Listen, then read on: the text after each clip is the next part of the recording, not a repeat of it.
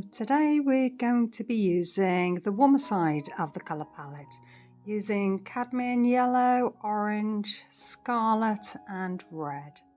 We're also going to be using a little bit of cobalt violet just to add a richness to the colours.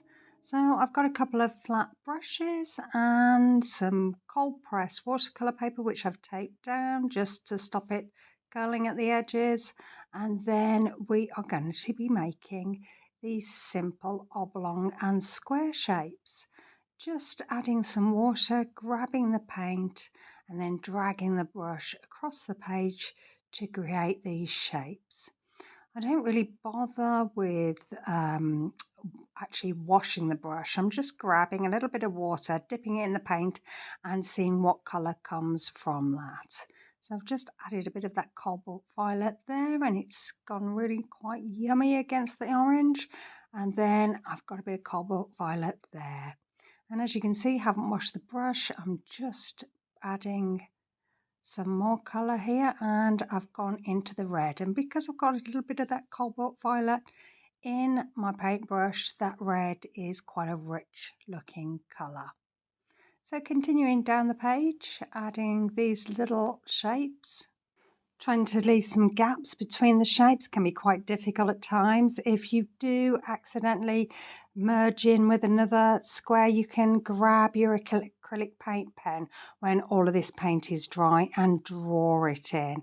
I've had to do that on a couple of pictures and that's fine. And it just gives that look that you've got those gaps all the way round. So continuing down, adding some more squares.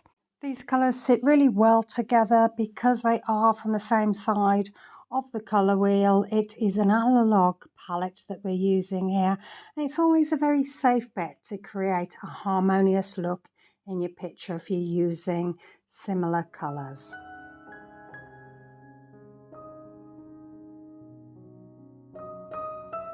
So when that paint has dried, then just peel away the tape from your board so that you can get to the back of your picture.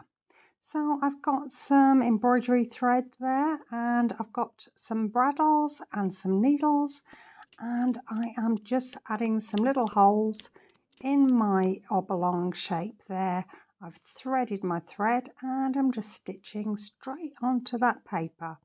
Being careful not to pull too tightly because that embroidery thread will pull through your paper, and just adding some texture to this picture. This is a real fun way to add another dimension to your picture.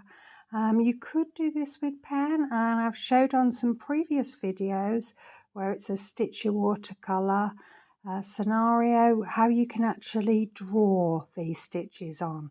So I'll leave a link up to the top so that you can have a look at that video if stitching isn't your thing and you think to yourself, well, I'd just like to draw these on, how can I make them look like stitches? That link will be at the top at the end of the video, and if you just click on there, there'll be an explanation on how you can do that. So continuing with adding some holes in the paper, drawing that thread through. I've used similar colours to what we have got on this page. So we have got a nacre kind of colour, so a very neutral cotton this is, and then we've got a purple and a red, and that really complements the colour palette we've got here. You may decide that you want your colours to pop a little bit, so consider opposite side of the colour wheel. So yellow and purple would give a really good zing against each other. So just continuing with the sewing here, just doing some simple stitches. That's all it is, going up through the page and down. I really haven't got a plan. I'm just seeing what happens and just enjoying my time putting those little holes in. Very enjoyable putting those in, and then adding the embroidery thread through the page.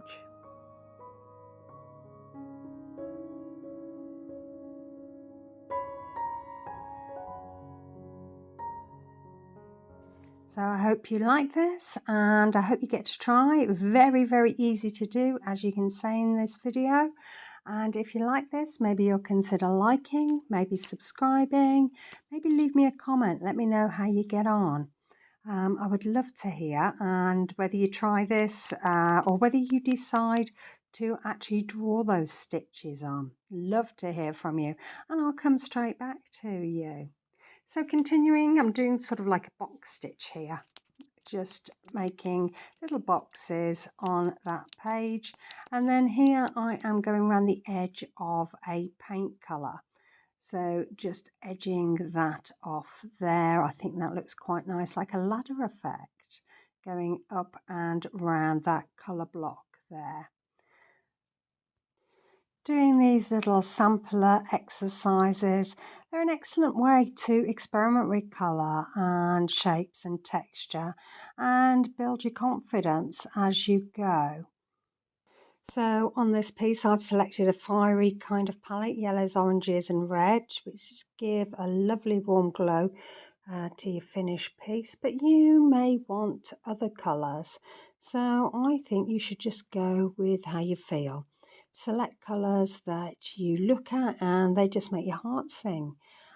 Could be your favourites, or maybe you think to yourself, I want to try something different. I think you should just go with your feelings and see what happens. Sometimes we tend to stick with the same colour palette. I know I do. I've had a series of doing these warm colour palettes, and then it's hard to break out and try something different because you know what works. Sometimes you just need to experiment and let go of, what's holding you back in art. You just need to get started, get on, and you'll find a flow. On the back of this stitching, when you've actually finished a section, though on a couple of occasions I have just carried the thread over to another square without tying it off at the back. So if the square has been quite close, or the oblong has been quite close to where I've been stitching. But otherwise, if you want to tie off, all I've been doing is just a simple knot, just as you would in sewing.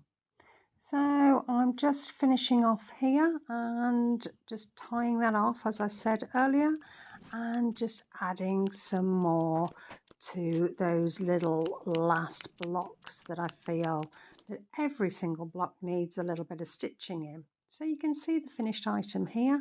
Really, really happy with that. Very fun to do, and it gives you a sense of how you could add stitching to other pictures. So thanks for watching and spending the time. It's been great to be with you, and I hope to see you again soon. Okay then, thanks. Bye.